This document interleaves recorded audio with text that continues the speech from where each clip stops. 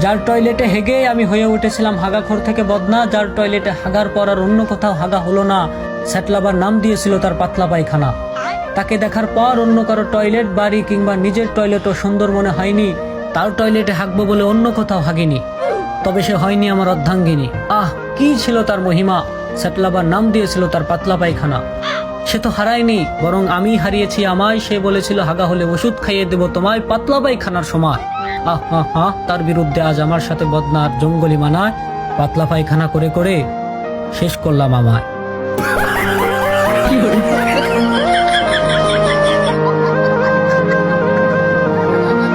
Hello everyone, কবিতাটা কেমন লাগলো অবশ্যই কমেন্টে জানাবেন। আর এই কবিতাটা শুধুমাত্র বিনোদনের জন্য ছিল, কেউ সিরিয়াসলি নেবেন না। আর ভালোবাসা মানুষ যারা আছেন তারা বেশি বেশি লাইক, কমেন্ট এবং শেয়ার করে দিবেন। আর আমার একটা ইউটিউব চ্যানেল এবং পেজ আছে, আমার টিকটক বায়োতে লিঙ্ক দিয়ে আছে, সবাই গিয়ে ফলো দিয়ে আসবেন। সবসময় পাশে থাকবেন।